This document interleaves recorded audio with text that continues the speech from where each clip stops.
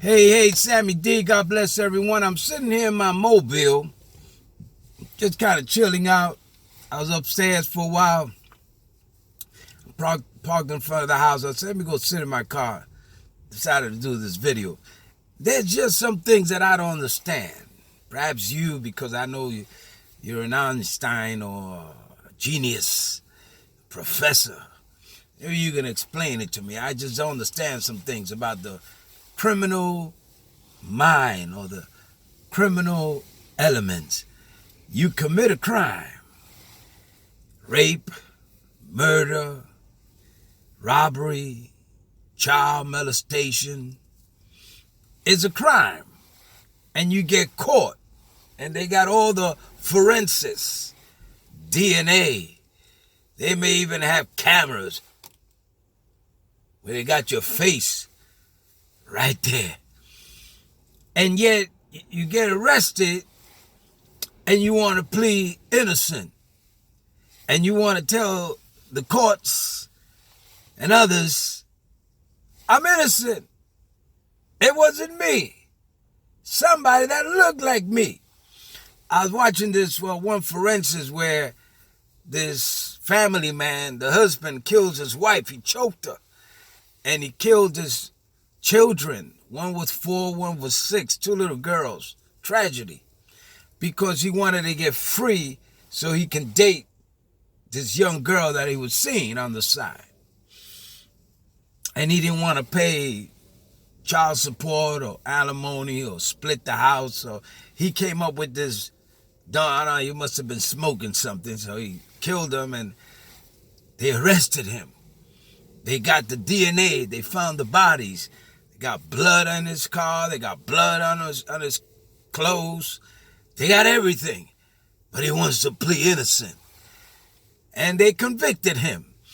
And I see the parents of the people that he killed, which was his mother-in-law, and she spoke and she said, that was terrible what you did. You took our children away.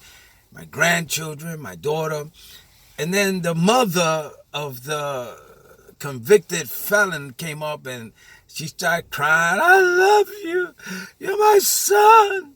I'll always love you. And I'll be there for you. I guess that's a mother's heart. I don't understand it. If it was me, it'd be like, look at here, man. You did this thing here, you're on your own. Don't expect any mail from me. Definitely not going to visit you. Don't write to me. I don't know you. I disowned you. Go do your time. That's what I would do. But these criminals get caught and they start crying in prison. And they want their parents now to send them money for commissary and send me sneakers. And, Mommy, can you get me a lawyer? And sometimes they deceive their parents. And my son is innocent. But, man, they got him with the gun and he's choking the person and the picture and the camera because there's cameras all over the place and that's his face. But my son never did anything. All of a sudden, we got criminals out here, but when they get everybody's innocent. I heard a story quickly about this king in England that would go down to the dungeon where they had condemned prisoners to be executed. And once a year, he would release one of them. And so he went down with the captain of the correction officers and they lined all the inmates up. And he asked the first one, why are you here? Oh, I'm innocent. It was wrong identity.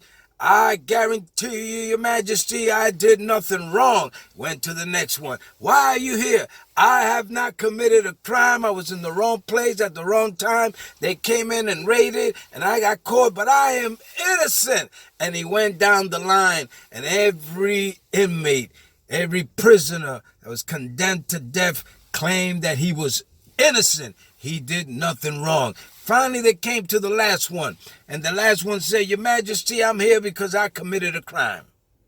And I am guilty as charged. You see, my family raised me up in a good home, a Christian home. They taught me the Bible. I learned Bible scriptures. But I forsook my faith. And I left my home. And I became a criminal. And I committed this crime. And I'm guilty as charged. And the king said, release this man. It's not fair for this guilty man to be among all these innocent men. You think you got it? And so the Bible says that when we cover our sin, we will not prosper. And when we do something wrong and we go around covering it, you're not going to prosper. Listen, in the early part of my life, I did some things. I broke the law. I was a drug addict. I committed robberies and burglaries and I had drug possession. I got arrested over 11 times. I spent over 10 years in prison, in and out. And every time I got caught, I was right there on the spot. They got me. Hey, and they took me in. How do you plead? Guilty. Why? I did it. You caught me. Got me right here. What else am I going to say? And I would go do my time. I remember one time my mother came to visit me in Rikers Island. In those days, in the 60s, you know, they had the glass and the phone, and you couldn't touch anyone. You had to speak through the phone and the glass. And I told her, Mama, here, look at here, man. Don't come here to see me. I don't want you to go through. I said, I'm guilty. I'm a drug addict. I got caught. I'm going to do my time. Don't waste your time going through all this here procedure, being searched and being humiliated by the COs. Don't worry about it. Don't even write to me. I didn't even know how to read in those days. I had to get somebody to read the letters. So don't write to me. When I come home, I'll look you up, but please don't come back here. And if I had a girlfriend, I would tell her, listen, you need to go. You need to find yourself some other guy because I don't want to be in prison thinking, what is she doing?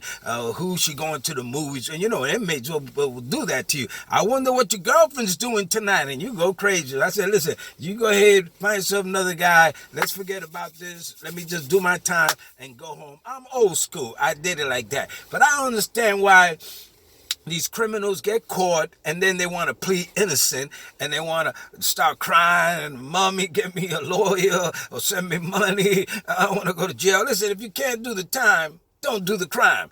And then what bothers me the most is that the parents, and I know mother's got a bleeding heart, they want to go there and my son is innocent and, oh, give him back to me. And listen, something went wrong somewhere. Your son got caught up. Maybe he's a victim of the environment. He got caught up. And I understand that the prison now, they have a system where the more inmates they got, it's a business. But you got caught up in that system. The only way to get out of that system is to get out of the game, man. Start committing crimes and then you don't have to do the time. Now, I understand there's some innocent people that go to jail, they get caught and they're innocent. And I've seen some and I've heard some, and you probably heard some on television. They get released after 20, 30 years and they find out they're innocent. I feel bad for them. I pray that God will reveal that to the system and these men and women will get out of that situation. I'm talking about bona fide criminals, man. You're out there raping and killing and molesting little children and murdering. You got caught, man. Do the time. Don't play that game. Man up and do your time and stop the boo-hooing and the crying because of you trying to get around the system. One more story I'll tell you briefly. There was this man in the South, just got paroled. And in that week, he went and robbed the store. And as he was robbing the store, a couple was coming in and they startled him. When he heard the door open up, he just turned around and shot, pop, pop. And he killed this couple, elderly couple, and he ran. And they called the cops. They gave a description of the man, the car he was driving, the cops on his tail. He threw the gun out the window. He's driving, and he finally hit a tree, and they caught him. They went back, got the gun with his fingerprints. They got the witness. They got him running from the cops. Now he's in death row. And in death row, they interview him and say, no, I'm innocent. They got the wrong guy. He said, but you on parole and they got the gun and they got your fingerprints. No. That wasn't me. I don't know who that was. I'm innocent. You know what? If it was me in charge, I watched this, I'm going to say something that blow you out the box. Just for him, lying like that. It wasn't me. I would have just said, listen, let me do this death row thing right now. I'll take that same gun, put it in his head and bam, and say your prayers. I want to introduce you to Jesus. Okay, you're saved now. Bam, go ahead home and meet the Lord. Because, come on.